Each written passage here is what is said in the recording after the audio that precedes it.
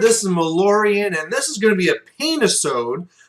For those who don't know what a Paintisode is, basically, you don't need to worry about watching. I mean, I'm a handsome guy, but I'm just going to be doing some painting here. So the idea is that while you're doing painting, that you just play this in the background, and then I get stuff painted, you get stuff painted, and I get to talk about some stuff. So we'll have to see what I talk about today, because I'm actually a little bit pissed off. It's not even a fantasy model, so you guys probably don't care, but I was going off to play a game of War Machine, and I had this really cool big model. It's a good size, you know, like here's a Wyvern for scale ratio, and this model's about this big. And basically what it is this walking Tesla coil. It has like 4 legs, it zaps things, and it's awesome. And it rolled off my foam and smashed on the street into a bajillion pieces. And yeah, that really sucks. So I'm a little bit pissed off about that. But hey, I have painting I need to get done because we have the Brawler Bash coming up here. I have now released my list. It has all the trolls. And that means I actually need to get these things done. You know, I was hoping to get these done months ago, but I've been kind of slacking because I had no incentive to really push and get this done. That's the nice thing about having these tournaments is, and I should be painting while I'm talking. That would be the smart thing to be doing here. But that's the nice thing about tournaments is that it can actually force you to get these things done. Actually, well, how about I show these first? So yesterday I did a bunch of converting because I already have like the boring troll horde where everybody has the rocks above their heads. Now I'm working on the one where each one has been at least a little bit converted. I mean, I have some pretty extreme ones, like this one here where it's a mix of a Gorger and a Crude Ox and Chaos Troll. But all the ones I'll be working on here are all based off the ones that have the rock above their head. And I've done things like mainly from the Minotaur kit, replacing it so that they have different weapons. At first, I had hoped to reposition their arms so that they're, you know, some are down, some are up. But unfortunately, these guys will be like the Savage Orc kick, where everybody's basically has their arms up in the air. But hey, at least they're not all the same with a rock. I actually did keep one with a rock. One of the ones kits there, what they have is like the little hair to top knot that comes with the orcs. So one of the things that we were joking about when we were talking about how I would do against Once Bitten, he's also known as like, he's like a 007. And if you ever watch those movies, it always happens that whoever he falls in love with betrays him and stuff like that. So I'd have to make this female troll to go and betray him to give me that advantage. So really all I did is put 2 of those top knots on either side so I can make him like a girl. And whereas for the other guys, their little, you know, loincloths are just brown. I'll make it pink on this one. Plus going to paint on a bra as well. So there you go. I'm going to have a female troll to try and seduce Once Bitten. And I'm pretty sure this is all I need to do. Once I'm done these, then I'm going to have, you know, enough. It's for those who didn't see what I have in that list. I have 2 hordes of 18 trolls, which is awesome. And then another horde of 16 river trolls. So there is a lot of trolls in this, and I don't think I've ever ran that many trolls before, except for like the really big games. So I have to go back and I want to double check, make sure that I'm not needing. I know I bought enough trolls to make this possible, but maybe I don't have one of the ones. I mean, the kids go down and they play in my office all the time, so they move things around and I lose track of things. So that definitely is a possibility that maybe they use one of the metal ones or one of the other ones. But, you know, I also have Throg as well. So if I'm missing like one, Throg just goes in there and he can be a replacement. That's the thing. I mean, I got all these trolls and I got Throg too. I have way more trolls than I probably should. Another model, it has nothing to do with what I'm painting here, but what I want to show off is for those who say like War Machine models are garbage and blah, blah, blah, man, this is a new one that just came out. it is Striker 3, and basically they work like in different timelines. So whereas they have like two different Manfreds, it'd be like Manfred 1, Manfred 2 to go with the timeline. But look how awesome this thing is, right? He's on the horse, and he's going over with the sword and the banner. Man, this thing's going to be awesome. But I hate painting horses, so as awesome as he looks, I'm probably not going to paint him for a while. But anywho, getting back to what we're talking about here, I know some people were looking at my troll list, and they're saying like, man, you have a lot of risk in that list. Because really, this is wood, this is cloth. Looking at it there, it's like, wow, I mean, I have all these trolls, they're leadership 4 with stupidity. If you just kill my general, which is a goblin war boss, with a wizarding hat to make him stupid too, if you kill him, everything just goes stupid. And it's like, well, if they kill them, they just win the game because all my trolls are stupid on leadership 4. Well, remember, something that's important at Brawlers is the whole idea that it's not based off of win-lose. So even if they go and they kill my general, it's like, okay, if you only want to score like 200 points for this game, go ahead. But otherwise, even after you do that, you still have to fight my trolls anyway, right? They might be stumbling around stupid, but you have to engage them if you want to get any points off them. And so I'm guessing at some point, you know, my general, I have no misconceptions that he's going to not die over the course of the tournament. I mean, death magic is so popular now, at some point I'm going to be death sniped. It's just, I know, in 6 games it's going to happen at least once. But I'm going to look forward to that, because then I'm going to be able to say, like, okay, go get your points. You have your pick of 3 hordes of trolls, or if you really want to take it easy, you could go after the hordes of Savage Orc Bigots. You know, up to you. Whatever you want to do is fine by me.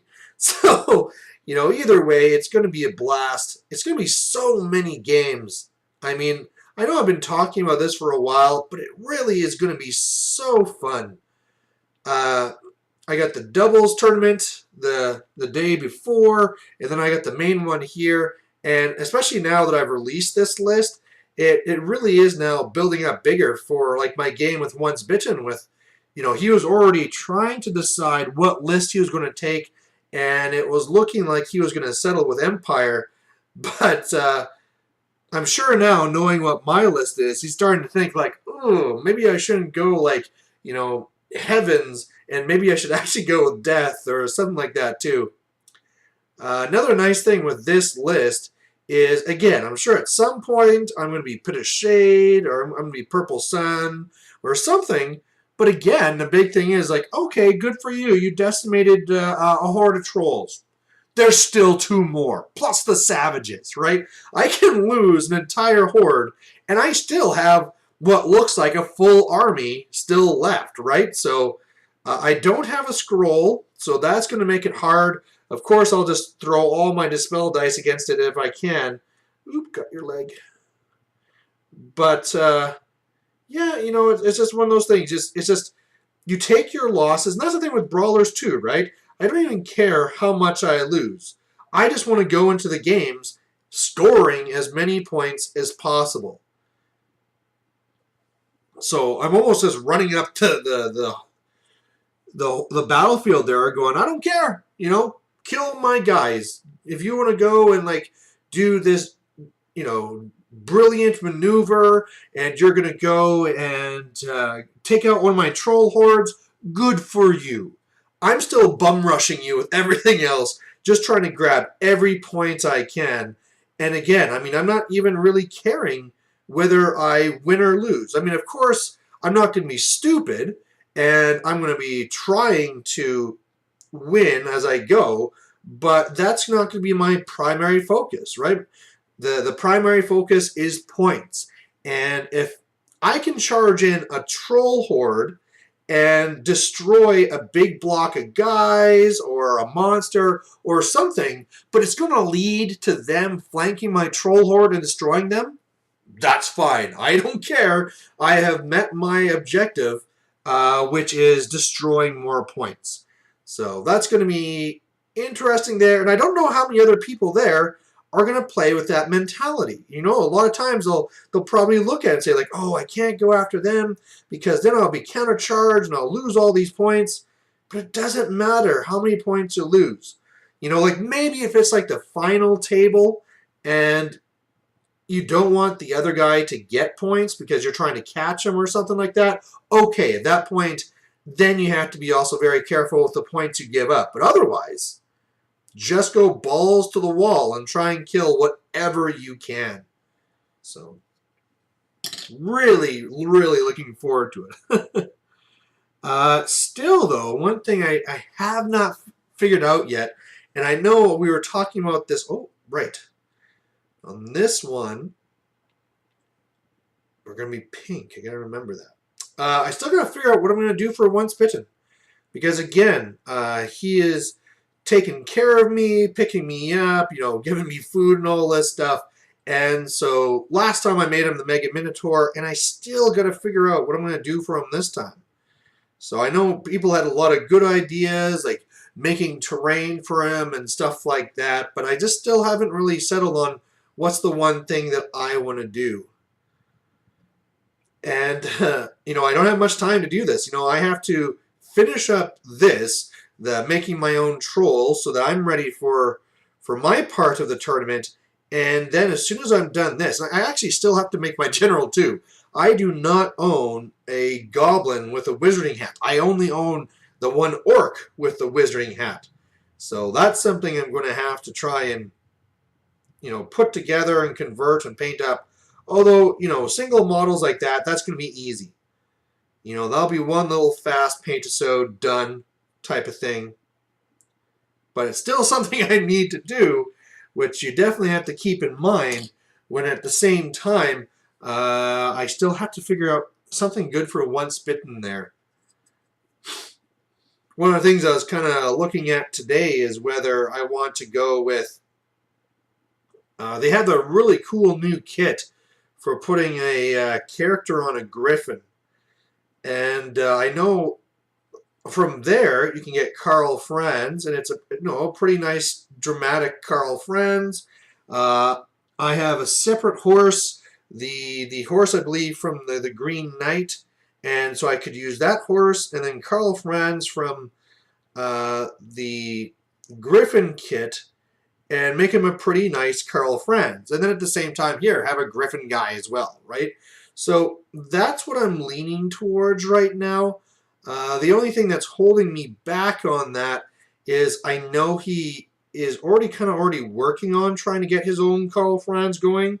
So it would kind of suck if I get that put together and then he's like, oh, thanks, man. I got my own. But I guess, you know, he could always use that as a different type of a character. I don't know. But right now, that's the leading one. It would be really easy to do. I mean, like I say, it's just really getting the one kit. I already have the cool-looking horse, and it's basically just gluing it together, right? There's not really much conversion work needed at all. I mean, for the one part, like, I'm pretty sure he would not pick up his own Griffin kit because, you know, he's more going for what's competitive, and the Griffin in an Empire army just isn't competitive. It's actually funny to see that one of the regular opponents that he goes against takes Carl Franz on a Griffin. And it's just, you know, I don't know about that, man. But, you know, one of the ones I'd actually, I mean, another temptation would be is also to make him a Carl Franz and a dragon. Because if you're going to go all out crazy stupid, you might as well make it on a worthwhile beast, right? I mean, Griffins are a little bit weak. And so if you're going to be throwing this thing into combat, it'd be kind of nice if your mount didn't die. So that'd be another route to go. But then again, I'm probably having to get the Griffin kit anyway just to get the good Carl Franz model. And I need to get a dragon as well. I mean, I guess I could always magnetize it. Ooh, maybe I could do that. Maybe it could be I get the Griffin kit, find a dragon, I already have the horse, and then magnetize. It'd be like, there's your options. I wouldn't have the one on foot, although I guess he could be there, just like standing like a cowboy with a big stance on the small base, but you'd have all your options there. It's possible. It's possible. It's a little bit more money, but once bidden's worth it. I could still see me doing that. Wife might not be happy. What happened to all the money in the account? Oh, you know, I had to buy a griffin and a dragon. Oh, really? What army of yours? Oh, it's not for me. I'm just going to give this to someone else. What? But you know what? To be totally fair, I get that all the time going the other way, where Mrs. Malorian, she's big into scrapbooking, and even though, you know, she's like the one that's in charge of finances right now, it happens all the time where, oh, you know, what's all this stuff from? Oh, I just ordered in this little, you know, supplies. You know, just ordered in my monthly supplies. And I'll take a look at what the bill is. It's like $500. It's like, oh my God. I'm stuck up here in Fort McMurray, so you can be doing this. So maybe, you know, if I want to spend, you know, that money to get something for Once Bitten, maybe I'm justified in spending my own money in doing such things. Oh, always the battle between the man going out working and the wife staying at home. But it's almost past that time. Kids are getting bigger, and I'm always looking forward to when I could actually teach them to play how to play one of these games. It always seems like it's so close. One of the things, my son just turned 5, and one of the games out there that I remember big as a kid was like the table hockey thing, where you have the long rods where you move the guys and you're twisting them to get goals. And so I wanted to get one of those, and when I saw it, it said that you're supposed to be 8 or more. So with He-Man being just 5, I was like, oh. And then I took a look, I was like, no, the guy's fine with that. And I picked it up, and true enough, He-Man loves it. He just could not get enough of it all the time. Whenever we're done, someone's like, oh, come on, let's play. Come on, let's do a game right now. Let's play a game. So he definitely loves it. But then again, one of the things that has to do with this game is it's not that simple, right? I'm sure if we did a game with no magic, you know, and no special items, then I could teach them. But even like the patience to say, like, you can't just grab this model, say like in 40K or War Machine, and it moves this far over here. You have to be like, okay, you have to wheel and you have to do this. So that's harder to teach. So, but one day, that's one part where I always feel jealous from Once Bitten, where his son, he's played games with him before. You know, his son has a dwarf army, and they've played some siege games and stuff like that. And so whenever I see that, I just like, oh man, can't wait till I can do that with my kids. I've been trying to bug Mrs. Malorian too. Like, you know, like, come on, it'd be so awesome. You know, we could, all of a sudden, when it's like, oh man, I'm going for a tournament, and I'm taking all this time away from the family. You know, if she played too, this would be like a couple's vacation, right? It's like, hey, let's go to Chicago. Let's go to here. Let's go there. And we can go to these tournaments and stuff, like, you know, Adepticon, Nova, whatever. You know, depending whether we're doing Fantasy or War Machine, you know, whether it's this one here in Raleigh. And, you know, it's just more of like, I don't feel so guilty anymore because we're doing it as a couple. But it's just, no, not going to happen. She just has way too many hobbies right now. Way too many hobbies. She has the scrapbooking. She has crochet. She now has like doll making and beads. And then there's always gardening and painting. And oh man. We have So many unfinished projects just lying around the house. Although I guess I'm not much better. I've had these orc boar boys sitting on this workbench for so long. Like, it's at the point where I bet there's dust on these guys now. Yep, there's dust on them. That's sad. Poor boar boys. And they're even easier. I mean, like, I don't like painting horses, but the nice thing with boar boys is that they're a lot easier, right? They don't have any heraldry on them, no armor. It's just fur. You just paint it all one color, put on the hooves and things, and you're done. Painting the orcs, a little bit more, and it's a little bit awkward because they're holding this. It's old models, so I mean they're holding the shields like this. So trying to get in and painting is a real pain. But even then, they've been here long enough. But they ain't trolls. That's the problem. Trolls are so awesome. Boar boys, not so much. I actually had somebody send me a message just today saying, hey, you know, I've seen you do some different theme armies. Why don't you do one that's all based off Cav? And there's a couple of reasons why I don't. One is because I just don't own the models. You know, I have actually a fair number of mounted characters, especially as like a holdover from 7th and 6th, and also just because they're fun to make. But at the same time, let's see, like, what do I have for mounted? I have actually a fair number of Wolf Riders, although a lot of them still need to be fixed up. But I only have the 5 Boar Boys, and okay, I have another 5 Boar Boys that are in extreme disrepair, and then 5 Savage Orc Boar Boys, right? So I'd have to buy a lot to make an actual army for them. And even then, they're just not competitive, right? So with the money and the points that I could be spending on these guys, you know, their movement 7, so that's fast, you know, for our Cav. Well, Trolls are speed 6, so we're not that much slower. You know, we're toughness 4, they're toughness 4. They have, you know, if it's a Boar Boy with shield and all that stuff, then you have a 3+ armor. These guys have a 4+ ward. On the charge with spears, they have 3 strength 5 attacks. These guys have 3 strength 5 attacks all the time. You know, because I mean, after the charge, these guys will have 2 strength 5 attacks. The champion would have 3. Savages, if they had spears, would have 3. But yeah, it's just, you know, I'm actually thinking now with the points, you know, if I'm just looking at the charge, these are 35 points. Maybe I should be looking at making Savage Boar Boys with spears. I mean, okay, points-wise, it's cheaper going with the Boar Boys to get that.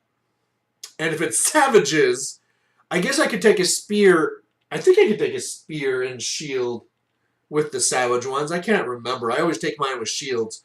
But that would only give them a 4+ save and a 6+ ward. But there are not many points like that. The only problem, the thing I was getting to, is it doesn't stack very well. Because whereas if I have Trolls behind Trolls, they're still getting 3 attacks. If I have Boar Boys behind Boar Boys, they only have the 1 attack. And that's, again, why I don't like Wild Riders either. Because they're like, Wild Riders are awesome! We have so many good attacks! And it's like, yeah, but you have to run them in like units of like maybe 5 to 7. And, you know, you're just going to get shot down because you're so small and ineffective. I still can't believe how much, I mean, oh man, people still fight me on that. And they have their battle reports and they're like, yeah, look how awesome these Wild Riders did. But, I mean, come on. People are not yet used to how they have to deal with these guys. And sure, you can surprise someone who doesn't know what the hell's going on. But once they realize that, oh, this is a model with how many attacks? But they're only toughness 3 with like a 6+ armor? Okay, dead. You know, I with the old Wild Riders, I was caught off guard with that sometime where, You know, I really wanted to be focusing on some other unit first, and so by the time I got the Wild Riders, sometimes it was too late, you know, and so they charge in and they do better than they, you know, I would have estimated they would have because of how I thought I'd deal with them by then. But, you know, if you play that game over again with once you're more experienced, you just target them and you just kill them, you know? They're so weak, so weak. And then you talk about how, like, oh, well, I can keep them in woods, and I can do this, and I can do that. Well, you know, woods don't save you from magic missiles. And even if you are in woods, you know, that's limiting your positioning. I mean, sure, you get to place woods, and so, you know, a smart general can put them where they want.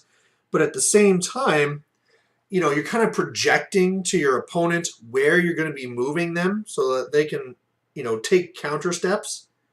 And even then, if you're minus a few to hit, still, you know, everything that hits them is decimating them, right? It's almost just like chameleon skinks, where it's like, oh boy, you're going to have a hard time hitting them, but everyone you do is really hurting them. And even then, you know, chameleon skinks aren't 28 points a model. One of the other funny things that I heard there is somebody was saying, like, oh, well, you know, you don't need to worry about the frenzy because you're going to have your BSB in them. What? Why would you put your BSB with these guys? You know, you already have this weak, expensive unit that they're going to be targeting. Why would you have your BSB with them? I mean, it seems to me if you're doing a mounted army and you have a BSB, he should be with the Sisters of the Thorn, because then you got a unit that has a 4+ ward that's protecting him. You know, it's just... I think a lot of people, when they're trying to think of how they want to play them, just don't really think it out, or they don't really plan on their opponents knowing what's going on. You know, it's like they assume they're going to get that surprise factor in. And you just can't do that because you can't be sure. Oh boy, here we go. We're drawing on the bra. The troll bra. She is going to be seducing so hard. I feel dirty. I shouldn't be doing this. But it's so fun. This is probably going to be one of my favorite models too. When I've done this troll. You know, whenever I have a game and I have like the one throwaway troll, for a while there it was Throg. Like, okay, you Prince of Trolls, you work for me. You are a lowly troll. Just go out there and like sacrifice yourself for the orcs. But now I think I'm going to go with this guy. Or her. Sorry. Don't want to piss her off. She looks mean. I have to come up with a name for her too. Trollette? I don't know. There's the first thing that we can say to put in the comments down below. What do you think is a good name for a female troll? Trollina? You know, you have all the stuff like Helga and stuff like that for when it's for the ogres or the dwarves. But what would be for the trolls here? Now, how do I do the top strap? I guess he does have like the necklace going around, and so I could say it's attached like that. This is what, it's not going to come across well, but this is what we're looking at now. There's another thing too. No, I'm not going to make that hair coming down yellow. That's going to be yellow.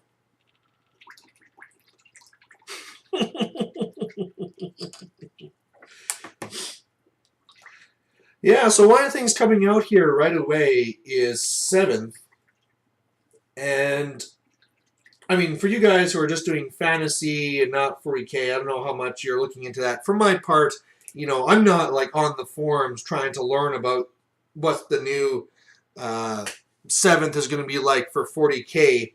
But I know there's others that are really, really focusing on it. And there is some stuff that sounds interesting and doesn't sound interesting at all. For one, the things I like is, for those who don't know, the 40K magic or psychic phase in the past was dumb. Basically, it's like pass a leadership and a spell goes off. So it basically happened all the time. I mean, can you imagine if that's how 40k worked? It's like, oh yeah, I'll just pass my leadership 9 and then your dweller. Deal with it or I'll get Mind Razor. And so it really gave you that, oh, this thing finished saving. Da-da-da. But, it just gave you that certainty. Now, they didn't have one of the things that's there to kind of counteract that is the whole idea where if you get doubles in fantasy, you can go and pick what spells you want, whereas there you have to randomize. So there was that, but I mean, still, the whole idea where you're just going to pass that leadership and the spell goes off was honestly absolutely ridiculous, and was one of the reasons why one of the many reasons why I just couldn't do 40k. Well, now it looks like they're going more the fantasy route, and there'll be a whole phase and rolling and stuff like that. So that's going to be really interesting. One of the things, though, that sounds stupid is that the hope was that they were going to be going to percentages like fantasy, but one of the things it looks like they can do that, I mean, at this point here, maybe I'm not up on the current rumors, so if I'm wrong on this, correct this down in the comments, but you basically can ignore the force organization chart. So whereas before it's like you can take up to 2 HQs and you have to have at least 2 core or troops or whatever, now it's just like do whatever you want. If you want to just take all rares, for theirs are called heavy support. But if you want to do that, go ahead, whatever. It's just like it gives you extra bonuses if you actually decided to follow the rules and use the force organization chart. I mean, it just seems this whole idea where I'm sure from their side they're saying like, oh yeah, we're just trying to give freedom and blah, blah, blah. But really they're just trying to sell models, right? Usually your best stuff is your heavy support and, if you can just take a bunch of Riptides or a bunch of whatever, yeah, you're going to get some pretty insane SKU lists. And I just think that's nuts. I mean, already they're talking about in the tournaments here about how they're going to have to not allow it and stuff like that and how they're going to control this thing. But, of course, one of the things I'm always looking at this and worried for the future is wondering how they're going to deal with 9th, right? Can you imagine if they do that 9th, just saying, hey, if you follow the force organization chart or percentages, you get whatever bonus, whether it's you automatically get first turn, if it's something mild like that, or maybe you get an extra 10% in your army or something like that points-wise. However, if you don't want to, you can only have up to whatever number of characters that you want to limit it to, and then go nuts. Do whatever you want. That would just be insane. I mean, just all of a sudden, it's like, okay, we're going to be playing against the army where it's all steam tanks or whatever, right? It's just ridiculous. And I mean, of course, if this is true, right? Because at this point here, I have not seen it in the book yet, so we're just going off rumors, and so you can't really totally go off the handle because you could just be talking and ranting about stuff that's not even real. But looking at it, I mean, what you can assume is the primary goal for that is just getting people to spend more money, right? If you can pay to win, and just like, hey, if I just go and buy a bajillion steam tanks and get to use them all in a tournament, yay for me. People are going to do that, and GW will make a crap ton of money. And so I really hope that, first of all, that rumor is not going to be right. Like maybe it's like maybe it's a thing where it's like, oh, the force organization is open, but maybe there is percentages, right? That's what happens with some of these rumors, is that you hear part of the story, but not the whole thing. So maybe that's what's going on. I hope that's what we're actually getting. But crazy times. And I mean, one of the things here happened too is, I mean, they sprang 7th 40k just like bam, 7th. There you go. It's coming out like right now. And, you know, that means, I mean, at any time that could happen with fantasy as well, right? Just bam, here's a new fantasy. There's allies now. There's this, there's this. And you always hope that the changes are there to fix balancing and stuff like that. But when you have a system where they are kind of losing money and they're trying to compete with the other systems, you know, it could just be in there saying, no, we're going to be changing the rules so that we sell more models. And it's like, oh, no, GW. Why? But again, this is unconfirmed. It's conjecture. We are just making assumptions. You know, from what we've seen from fantasy, it's all been good. You know, Demon Prince, that was a mistake. All right? That's a mistake. But everything else, we're seeing all the other armies, you know, getting nice and more balanced from what things were before. And I'm really liking what I'm seeing in 8th. So, assuming they stay the course, you know, and just do some little fixes and stuff like that,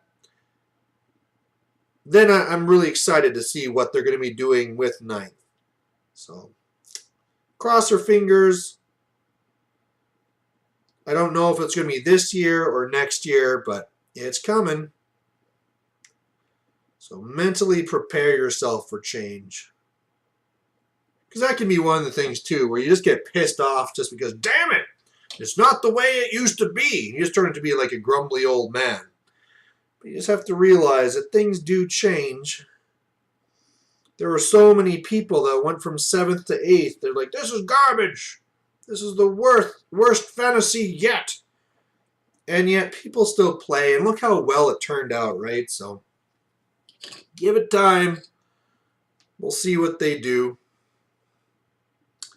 One of the things that we just started here was that Malorian Spotlight, and I'm glad to see that a lot of people are showing a lot of interest. I already have 3 that I'm working on already where, you know, other people have already said they want to be part of it, but I have 3 people that already sent me battle reports they want to cover. I actually had the first one put out today. You know, this is, when you're watching this, this will be the next day, but unfortunately, I made a mistake. I listened to the video. I mean, I make mistakes. I in no way think I'm perfect. I make mistakes too often. But in this case here, where I'm specifically saying, send me your video so I can give you tactical advice, I should be a little bit more consistent and correct.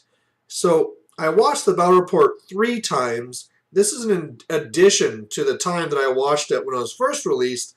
And I still missed a key element. So here I am talking about it in the breakdown. And then once I release it, luckily, one of the first comments is, hey, this happened because of this. It's like, damn it, take down the video. You know, re-record.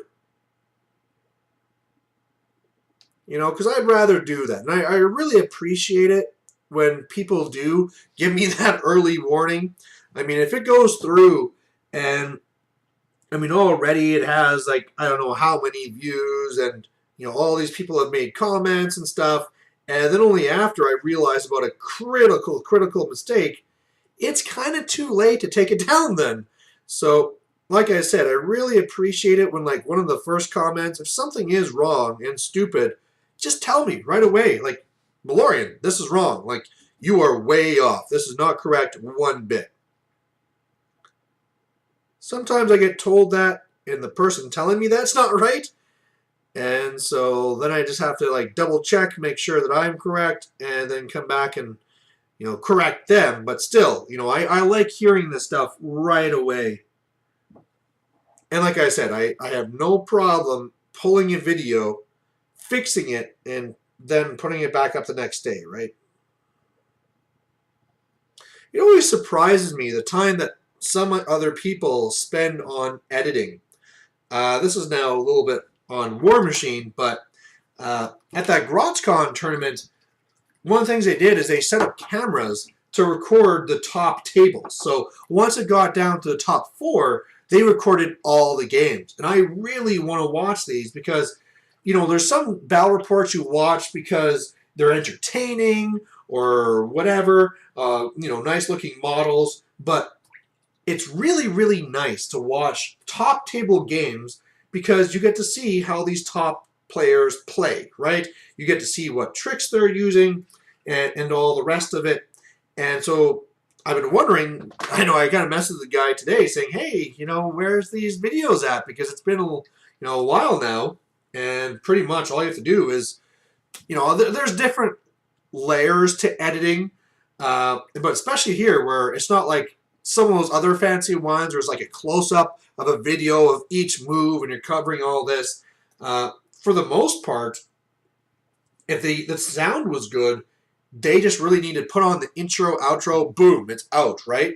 If he wants to voice it over and say what's happening, then, especially if it's a game he's not playing, you have to kind of watch it once, but then you kind of talk it over, and it shouldn't take that long to put out. So, I don't know. I mean, for me, who knows what this person's going through, but I'm always telling people that these battle reports really don't take a lot of time. I mean, especially when I started making battle reports, I made them the stupidest way possible, and so it took me a long time with that. I'm going to take a drink here.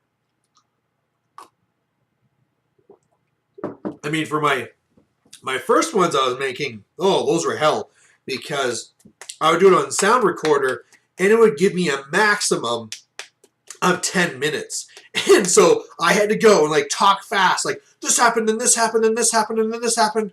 And if I went over 10 minutes, I just have to redo the whole battle report. So that was pretty intense. And then after that, the way I was doing it was recording a sound clip for every single picture. And then after trying to match it up and changing, correcting the timings and all this. But ever since I learned that, the other guys Once Bitten and Anthony and stuff like that were doing them over PowerPoint, it's so easy and so fast to make these battle reports. And that's part of the reason, too, I just try and encourage other people to make battle reports because, some of them think oh, man, it's so much work and it's so hard. It's not hard to make battle reports. I mean, the camera that I'm using, it's not the best camera by a long shot. I just got it because it was cheap and it took fast pictures, right? It's not taking the best quality or anything like that. I think I was under $200 that I spent on the camera, and this camera is also fairly old as well, right? So, I mean, what some people do now, like Once Bitten, is, I don't know if he's still doing that, but what he was doing for a while there was just not bringing his camera at all. He was just taking the pictures with his phone, his cell phone. Because now the quality of those cameras are pretty good, right? So you just got to get those, download them to your computer, put them on PowerPoint. You just push record and you just speak, push, the arrow key whenever you want to go to the next slide, and you get through that thing in almost no time, right? Especially if you try and keep it short. I highly suggest to people that they try and keep their battle reports between 10 and 20 minutes. You start seeing some of these other battle reports that go up to, say, 30 minutes and stuff like that or more. And then you start getting to the point where people just don't have time. So especially if you keep those short, I mean, the time to download those pictures is not very much. The time to record is 10 to 20 minutes. Let's say 25. And then you're just pushing save. You're attaching your intro, your outro. And then really that time there doesn't really count against you because you don't need to be at your computer, right? You're just pushing that and it's doing it all for you. And then after you upload it to internet, and again, you don't need to be there for that. You can do whatever you want. You just say upload, put in your tags and stuff like that, and off it goes. Here's my female troll coming together. I love it. I love this. A troll. It's going to get used all the time. Oh, how are we doing for time? Oh, I've been doing too much yapping. Although they are coming along. That's one of the nice things with these trolls. The simple battle for pass Battle for Skull Pass trolls. They're fairly simplistic. I've said this before, and that's why I can usually get done 3 in about an hour. Because I spent like the first 10 minutes yapping about other stuff. Probably not going to make it this time, but still. Oh. So anyway, hopefully this whole Malorian Spotlight thing will take off. It's really too bad sometimes where I look at people and I was like, yeah, that was a really good battle report. And then I'll go to check out to see how many subscribers they have, and it's like 100 or 130 or something like that, right? I was like, really? You know, I'd expect this to be a lot more. Like, I'm really glad to see, like, Anthony, of course, has been going up really fast. You know, Long Island Wargaming, he's getting really up there. And so it's really good. I mean, like, Lord Tremendous, he has a good number of them. But even then, I'd like to see a lot more people getting up there. It really isn't like a competition or anything, right? It's not like I look at the internet, it's like, oh, you know, Anthony is catching up to the number of subscribers I have. I gotta be number 2. You know, like, especially when you compare it to other stuff, right? Like, guys like Long Island Wargaming are way ahead of us. Way, way, way. So we are really like the bottom of the barrel, guys. So we might as well help each other, right? I mean, I'm striving right now to try and get to the 5,000 subscriber point mark. And if I could get everybody here to, you know, so that whoever was subscribed to me was also subscribed to these other people, that would be great. One of the other things I was thinking about too was, you know, right now I'm starting this here where it's like, okay, you can put your videos on my channel. We'll use this to pump your channel, get people to subscribe to you. Plus, you'll get more benefit because I'm going to do that tactical analysis at the end, right? So kind of like a separate or tactical team just for you on your army and your game. But one of the things I was also thinking about is whether it's just a thing where, you know what, if you just want to put your battle report where lots of people can see it, we'll put it up on my channel, right? And then I'd have to probably change my name, and it'd just be like this conglomeration. So it's like, if you want to see fantasy battle reports, just come here. You know, almost like how Mini Wargaming has their own site where people can go on and do battle reports. It almost like something like that. And man, I still was disappointed when I went through and I thought like, oh wow, you know, like I could try and be a battle reporter for Mini Wargaming, and I got approved and all these stuff. When I learned that it was just to be on their own website and not on YouTube, that was disappointing. One of the other things I've been looking at too was Twitch, because although I don't want to be like I mean, I guess I can't think of any examples from fantasy where people were on YouTube and then just switched over to Twitch. I've seen that with a few cases on the War Machine side where they did that. And I mean, there's different reasons for it, like the thing where you can sometimes make more money on that side and stuff like that. But to me, the biggest advantage I see to doing some stuff on Twitch, which is really just the live stuff, is because of the quality is so much better. When I started looking at the Google Hangouts and how you could be doing those straight up, I was like, wow, this is going to be great. We can just post our games straight up to YouTube. People can watch them live. They can make comments. Like, wouldn't you guys like to do that? Like, when I do my game with Once Bitten, if we set up with the camera and it was just live, right? And you guys could watch it. You could comment. We're going to be commenting back on it. Like, you could almost be referees. Like, if I screw up, you're like, oh, Malorian, you should have done this. It's like, oh, no, okay, we can fix this and all this. Like, that'd be awesome. The problem is that the quality on it is so bad, you know, and they gotta fix that somehow, because I mean, whenever you try and do that, you just can't even tell what the hell is even going on, you know, and it pissed me off because I went and I got a better camera so I could have better resolution, right? It's this nice high-res camera, 1080 and all this cool stuff. I'm like, okay, cool, high-res, that's going to fix everything. Nope.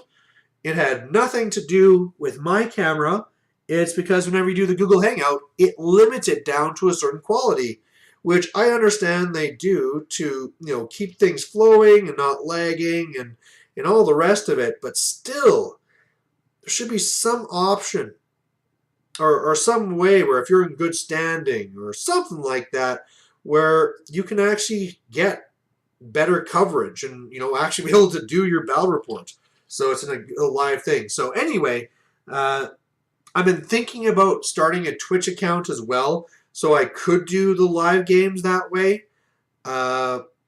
Especially because I was kind of wondering if for a lot of the other tournaments here, if I should be going and setting up the camera so that you can see those top table games. I was just talking about that where, seeing everyday games are good, seeing tournament games are even better, but seeing those top table games, that's where you really learn where the current meta's at and what the real dangers are out there. So if I could set up cameras, and a lot of people are very open to it, right? When I talk to other tournament organizers, they were welcoming the idea. If I did that and put it to Twitch, then all of a sudden you guys could watch them live and good times. But we'll see. Already, I haven't made an announcement about this yet, but my time for fantasy tournaments is getting severely restricted. I really hope I get a job back in my hometown here soon, because you guys have already seen where I need to really cut down, and it is killing me, because whereas I can't get fantasy games in from tournaments, also up here, nobody's playing any fantasy. I have one of my good friends who's just starting up a new demon army, but he is one of those guys who only plays at Painted. So he's going to be a ways out, and then he has to go through the whole cycle of learning how to play and all that. But right now, man, there's just no one to play against. And unfortunately, those that there are players up here, but they just play in their own little circles. I've made some enemies, mainly with this one guy. And that's the problem, is that there's kind of like the ringleader. This guy who runs these games from his house. I don't know if I've talked to him before, but that's like one of the larger groups that's in town up here. And they'll just he just sets up a couple of tables at his place. He has all the terrain and all those things, and they can just play games there. In fact, it's a pretty awesome place because a lot of the people that stay at that condo, they're all gamers as well. So all the time, it's like, oh, you want a game? Sure. You just set up and you play. If you didn't charge such insane prices, I might even think of just going there. But unfortunately, he's also a very aggressive personality and has some very aggressive stances on how he thinks a game should be played. I mean, one of his things is just as simple as he believes all units should have full command on them. And the whole idea that you might run a unit without full command, oh, you're just playing dirty.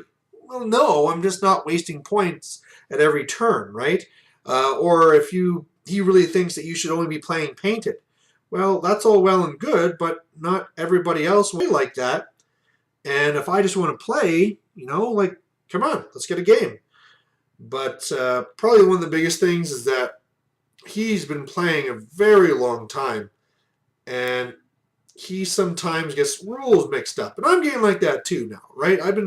I've played now 3 editions of Warhammer, soon it'll be 4, and what happens is you get mixed up between the editions, right? When you play one rule set for, years and years, and then it goes to a new edition, you start making mistakes and you start going the other way. Well, anyway, what I'm talking about and what I'm getting to is that he would make these mistakes. And I'd say, oh, no, it's actually played like this. And, the whole idea that I'd even challenge him, that really got us off on the wrong foot. And then the fact that I would beat him too in the actual game, Yeah, we just aren't friends. So that's really limiting my gaming up here.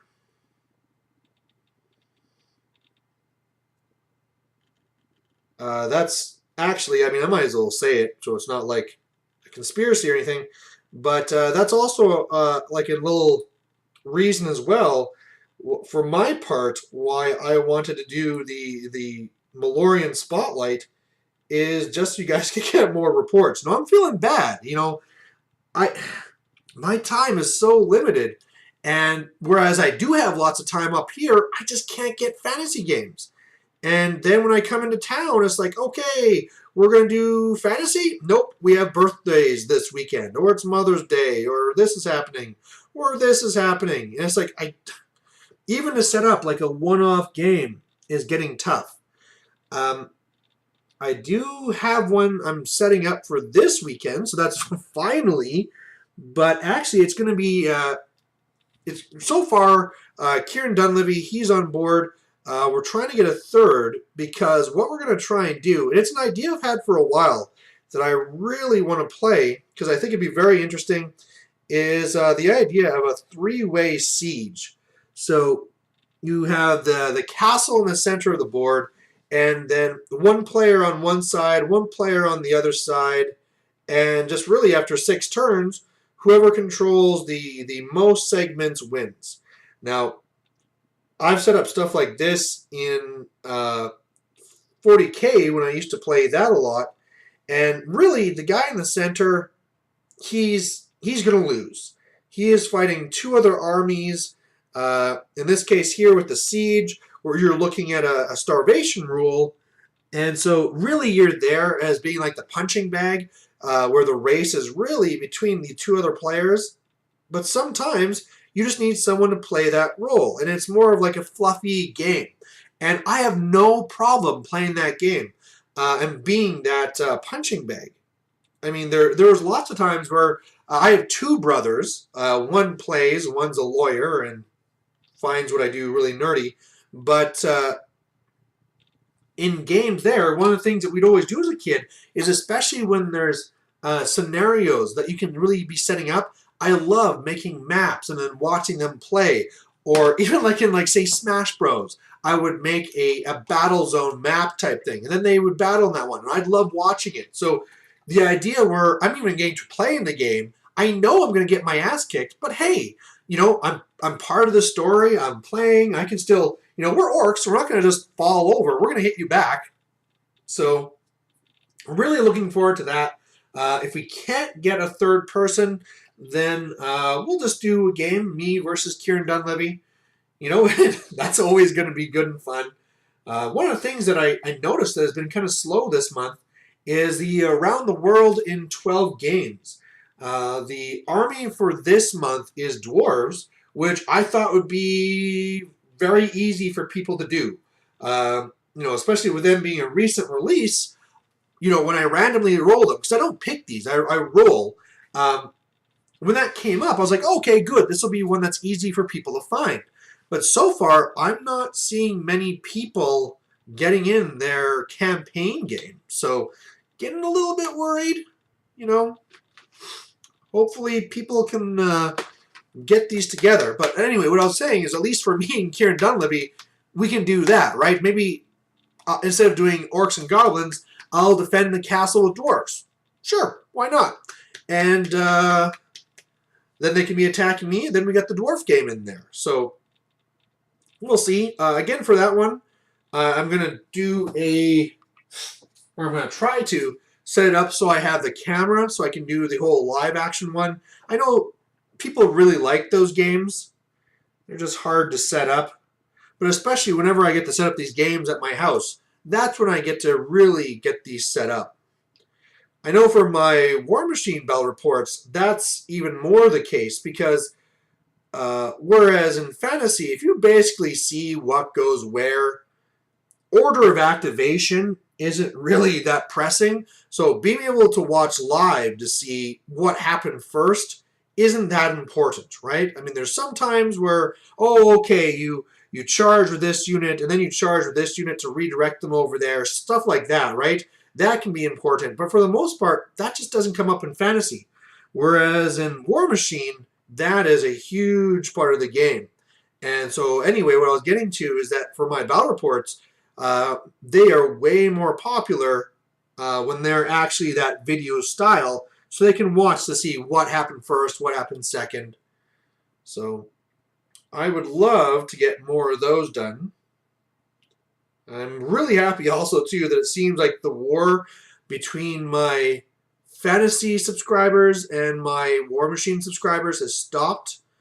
For a while there, it looked like everyone was just disliking the video of the other person. So that kind of really sucked because I was getting a bunch of dislikes. Maybe I'm completely wrong. Maybe I thought it was a war, but I was just making bad battle reports. That could be it too. One of the comments I saw recently that kind of bothered me was Once Bitten has his own Facebook page. For those who don't know about it, it's just called, search up Once Bitten 360. And on there, he posts up when he's going to have games and stuff like that. But he was just having a post on there talking about, how he's now seen my army list, and he agrees with me that it would be difficult for him to take on. And it was just asking people what their thoughts would be on how to take it on.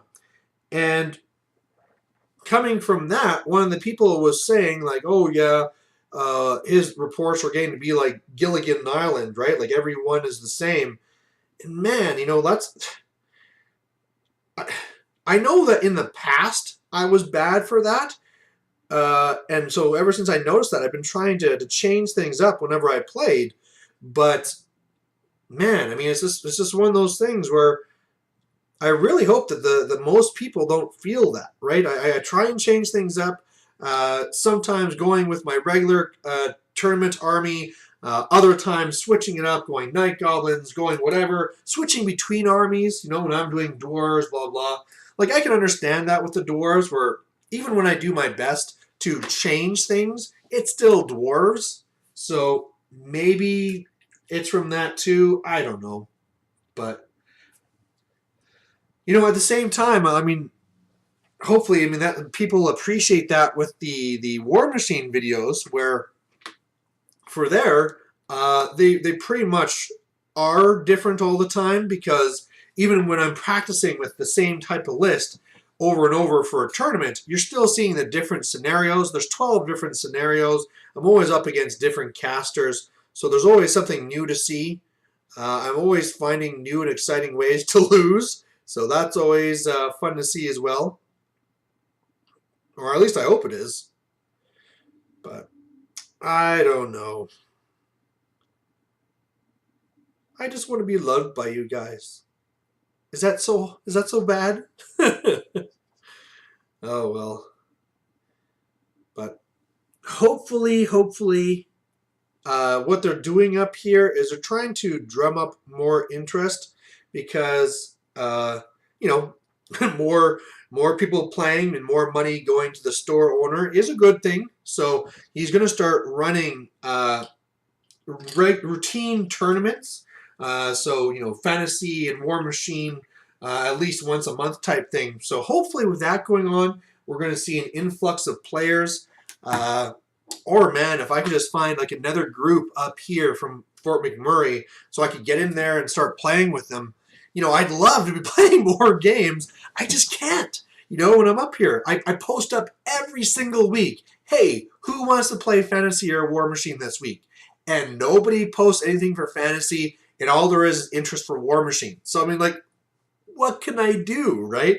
And then when I get back in town, like I say, it's always so busy. So, I'm trying. I'm trying. And so when I finally do have a weekend free like this, okay, then I can arrange a game with Kieran or something like that. But wow, it's getting tough. And that's another reason too, where I'm just trying to make sure that people know of all the different groups that are out there, right? The other battle reporters, because you know, if they are disappointed and they're like, oh man, I don't get to watch any fantasy because Malorian's not making battle reports. Well, there's other people making battle reports, right? Um, I mean, I a lot of times I just can't even keep up. You know, especially when people are really pumping them out. It's just like, holy crow!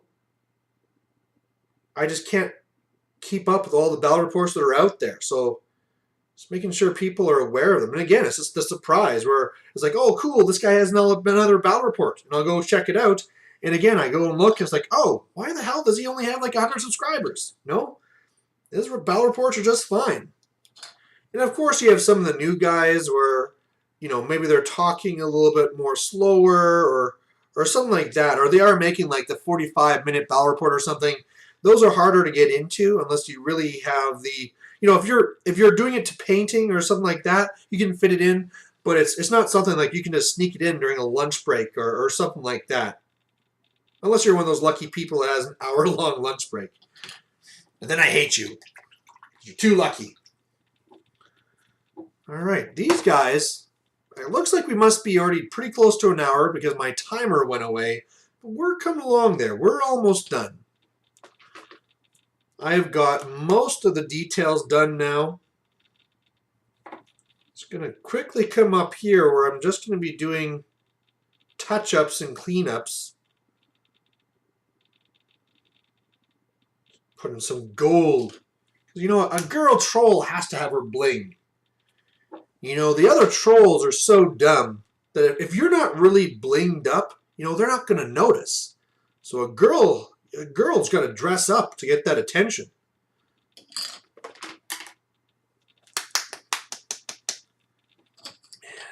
How do you really know the fluff of trolls?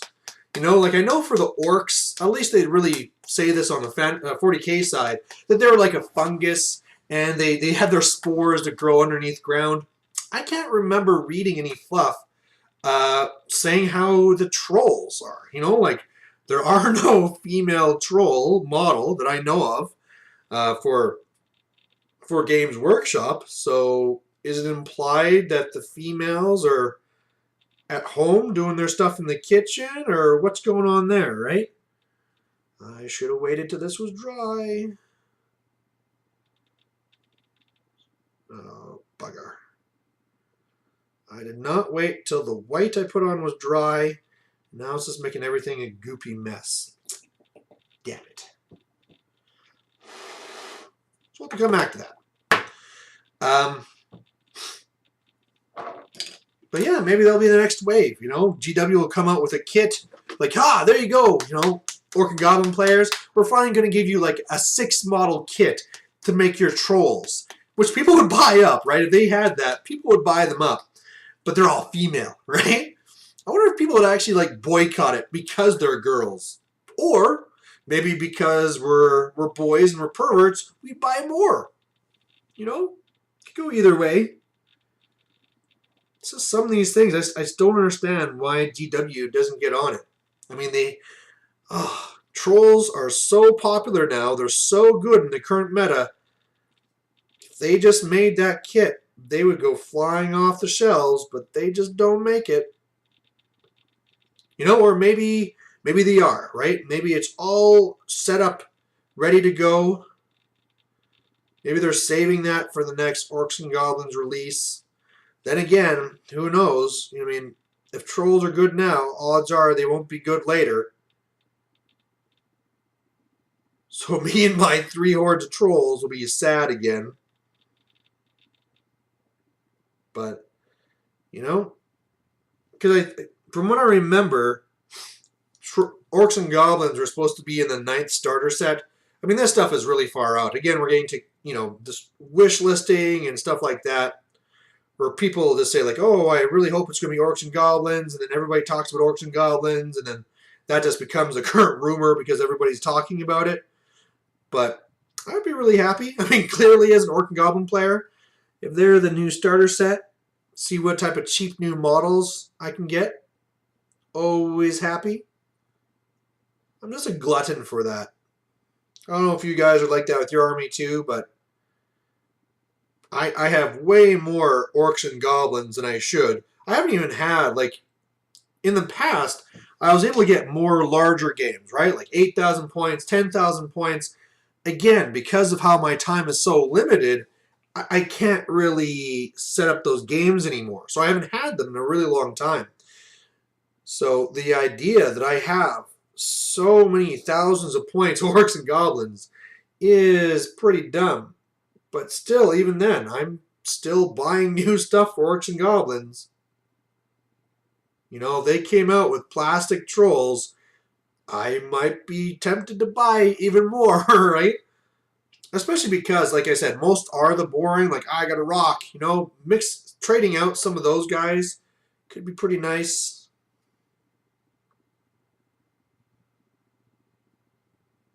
I didn't used to ever really care about the look for the armies, but now that I don't know, now that I'm getting a little bit more competitive, or maybe, I don't know, it's not so much competitiveness because I'm not winning any painting stuff, but it almost bothers me now when I go to a tournament and I see how boring the army looks, right?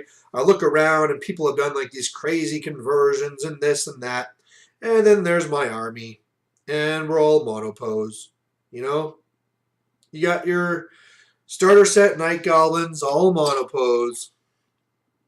And then you look at some of the work as what some other people do, and it's just crazy, right? Where like each Night Goblin's in this crazy pose.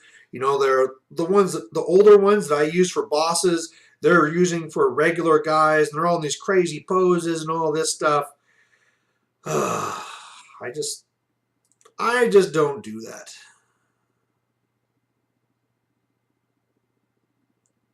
And I don't think I ever will. But, you know, I am getting more of that feeling where I want to make things look a little bit better. So I can have a little bit more pride.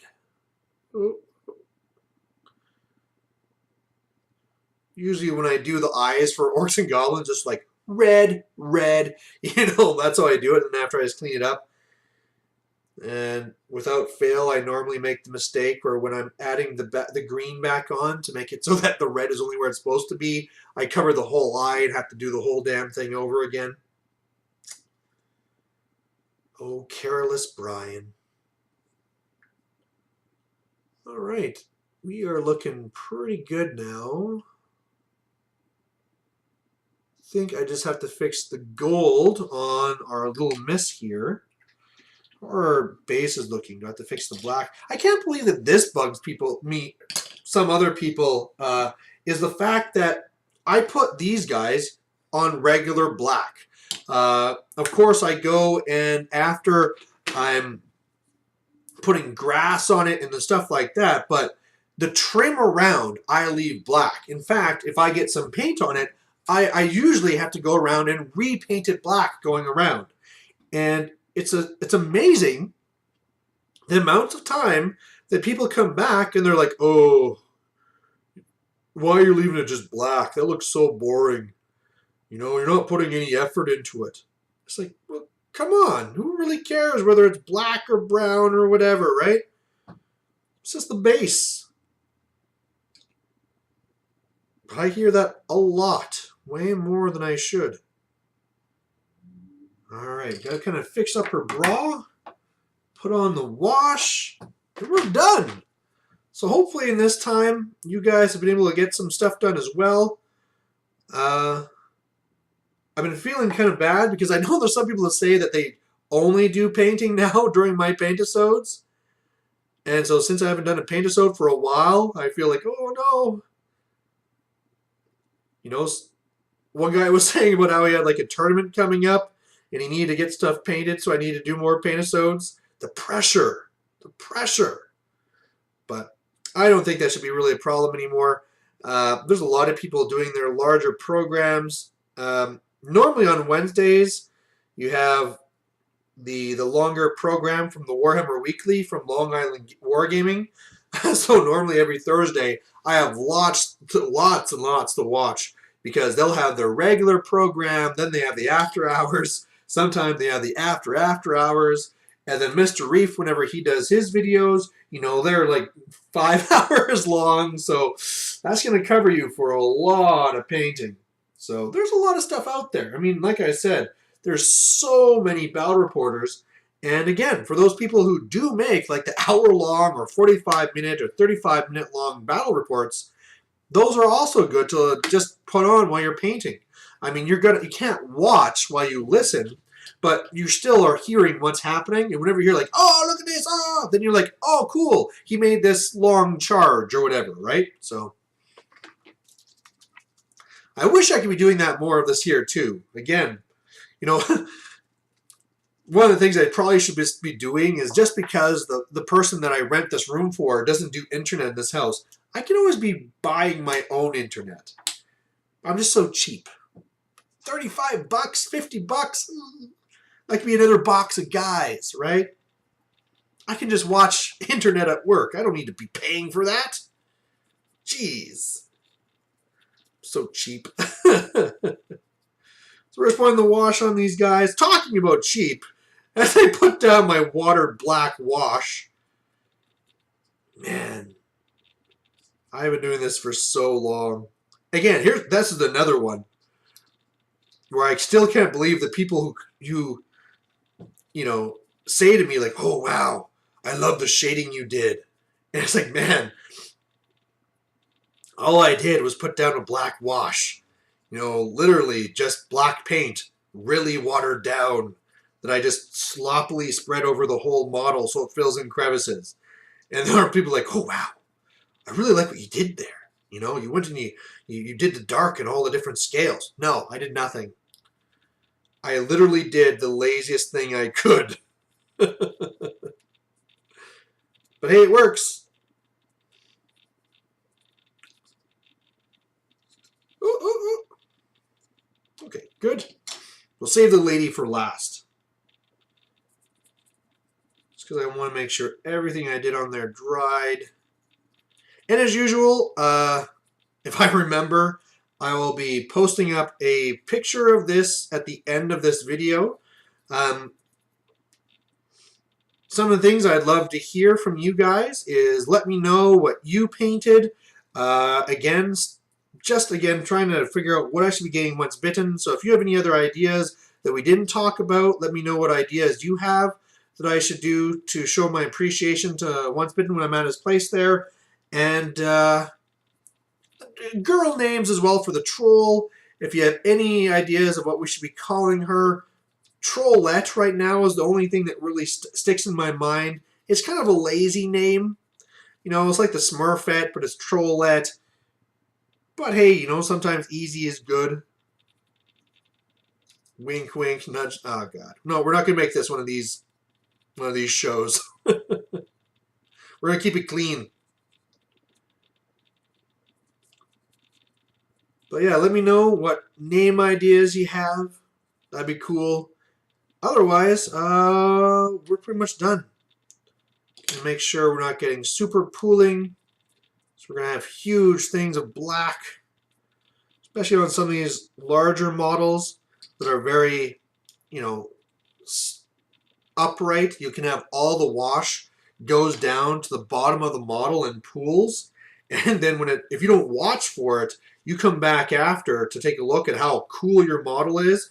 And it's like, oh, wow, it just looks like they dropped, or their pen exploded in their lap, because there's just a huge explosion of black, just a huge blob. So you got to watch for that. And that's not just for my cheap little wash here too. You know, that will apply to like the brown, if you do like the Devlin mud thing, stuff like that too. That stuff can pool as well. And I've seen that where, you know, especially I know to watch for it for my thing here. I look for it in other models. You know, see at the bottom, right, where it's just like this dark, dark brown at the bottom of the model where they just washed with too much. And so it's all just pooling there at the bottom. Ah. I don't want to oh, great. Now I just remembered how I'm angry again because of my broken model. Guess I'm going to have to go back and fix that. Although, the model, even though, I mean, I bought the model because it looked really cool. We're talking about that walking Tesla coil. But rules-wise, it's not the best. So I am tempted just to leave it and say, like, when I use it again in a year, maybe I'll fix it then.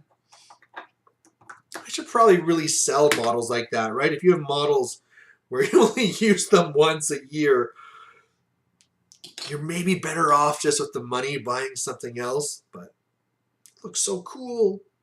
Now that it's broke so many times and it's balls of glue, nobody's going to want that crap anyway. Are we good? I think we're good. So we're going to let this dry. We're going to put on some flock. Either wise. Anyway, thanks for watching. This has been a Paintisode. I'll try and be doing these more regularly. The idea before was do them once a week, but you know, it depends what's going on. But there you go. Thanks for watching, and we'll catch you again. Bye.